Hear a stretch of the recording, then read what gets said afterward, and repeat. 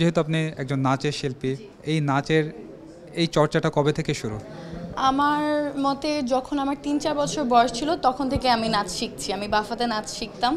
এখন নাচ শিখাই বাফাতে, এই আর কি। তো প্রায় ১১ বা ১২ বছরের কোর্স ছিল। কোর্স কমপ্লিট করে এখন শিখাই আর কি বাচ্চাদের। নাচের অঙ্গনে আপনার আসলে আইডল কে ছিল? আইডল বলতে আসলে আমার ইন্সপিরেশন বা যে মোটিভেট করেছে সে আমার মা। কারণ মাও নাচতে খুব পছন্দ করতেন ছোটবেলা থেকে, যেহেতু মার কন্টিনিউ করা হয় নাই, তো বলছে যে তুমি কেন না করে ফেলো, তাই আর কি আম্মুই আমাকে ইন্সপায়ার করেছে। এখন তো আসলে সবই অভিনেতা অভিনেত্রী, মানে এই অভিনয় জগতের দিকেই অনেকের ঝোঁক বেশি। আপনি কেন নৃত্যশিল্পী হলেন, কেন অভিনেত্রী নয়? আসলে অভিনয়ের জগতে ঝোঁক বেশি আছে, কিন্তু ছোটবেলা থেকে অভিনয়ের সেক্টরটা কখনো মাথায় আসে নাই, যেহেতু নৃত্যশিল্পী হিসেবেই শুরু হওয়া আমার কাজ করা। এছাড়া উপস্থাপনাও কিন্তু আমি করছি পাশাপাশি।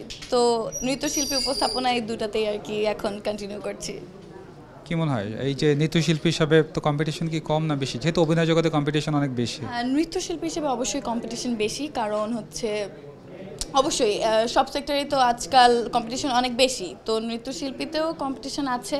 এখন এর মধ্যেই লড়াই করে আর কি চলতে হবে, এটাই। যদি নৃত্যশিল্পী না হতেন তাহলে আসলে কি হওয়ার ইচ্ছা ছিল? এই যে আমি বললাম উপস্থাপনা করছি, তো উপস্থাপিকা অবভিয়াসলি দুইটাই তো আমার আর কি আছে অপশনে, তো উপস্থাপিকা হতাম। মানে অন্য কোনো সেক্টরে জব করা বা এই ধরনের পরিবার থেকে কখনো প্রেশার আসেনি? না, আপাতত প্রেশার আসেনি। অবশ্যই এটা আমার উপরেই যে আমি কি হতে চাচ্ছি, কিন্তু অন্য সেক্টরে যদি বলা হয় তাহলে বলবো যে ইঞ্জিনিয়ার হতাম, কম্পিউটার ইঞ্জিনিয়ার। এখনও সময় আছে, হওয়ার সময় আছে, আশা করছি পারবো ইনশাল্লাহ। আচ্ছা, সবিজে পা রাখার পরে অনেকেই হচ্ছে এক প্ল্যাটফর্মে আসে, যেহেতু আপনি নৃত্যশিল্পী, হয়তো অনেকের কাছ থেকে আপনার চিত্রনায়িকা হওয়ার অফার আসতে পারে বা অভিনেত্রী হওয়ার এই ধরনের অফার থাকতে পারে। এই ধরনের আপনার ক্ষেত্রে হয়েছে কিনা? জি হয়েছে, অনেকবারই হয়েছে, প্রায় প্রতিনিয়ত আসতেই থাকে অফার। আমি আসলে এমন না যে করছি না বা করব না, এখনও ভাবি নাই সেটা নিয়ে। এখনও সময় আছে, আরও বড় হই, আরও এক্সপিরিয়েন্স গ্যাদার করি, এরপরে যদি ভাবি যে না সব ঠিকঠাক, ফ্যামিলি থেকেও মানবে, তাহলে ওয়াই নট। যেহেতু সবিজের একটা সাইডে আপনি কাজ করছেন একজন নৃত্যশিল্পী হিসাবে, কি মনে হয় সবিজের আসলে মানুষজন কেমন, আপনার কাছে কেমন মনে হয় যেহেতু নতুন হিসাবে? না, শোবিজের মানুষজন অবশ্যই অনেক আন্তরিক প্রথমত, কারণ এই সেক্টরটা এমন সবাই সবাইকে কিন্তু হেল্প করে, প্রত্যেকটা ক্ষেত্রেই হোক, সেটা অভিনয় জগতে হোক, নৃত্যশিল্পীর ক্ষেত্রেই হোক, সবসময় তো সবাই খুব হেল্পফুল, আন্তরিক, এবং সবার সাথে অবশ্যই ভালো সম্পর্ক তো বজায় আছেই। এনজয় করি আমি প্রত্যেকটি মুহূর্ত। আচ্ছা, কখনো কি ইচ্ছা হয় যে নাটকে অভিনয় করার এরকম কোনো প্ল্যানিং আছে কিনা, যেহেতু আপনি উপস্থাপনাও করছেন?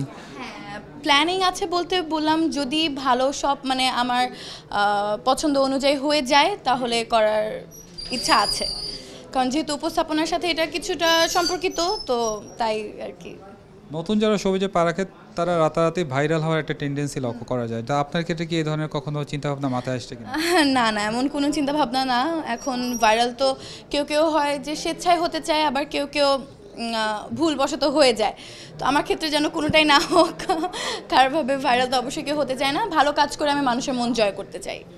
বাংলাদেশের চিত্রনায়কদের মধ্যে আপনার পছন্দ কে? দুইটা আমি অপশন দিতে চাই, সেটা হচ্ছে শাকিব খান, জায়েদ খান। দুজনই, দুজনকে আমি চুজ করছি। দুজনে খুব ভালো কাজ করেন, দুইজনের মধ্যে আপনার কার ভালো লাগে? শাকিব খান বলবো, শাকিব খান। শাকিব খানের অনেকগুলো আর কি অনেক মুভিজ দেখা হয় প্রায়, তো শাকিব খানের সর্বশেষ মুভি কোনটি ছিল একটু বলেন? মনে পড়ছে না এখন। এবার রোজা ঈদে মুক্তিপ্রাপ্ত সিনেমা কোনটি ছিল? শাকিব খানকে যেহেতু পছন্দ করেন, কোনটি? মনে পড়ছে না এখন।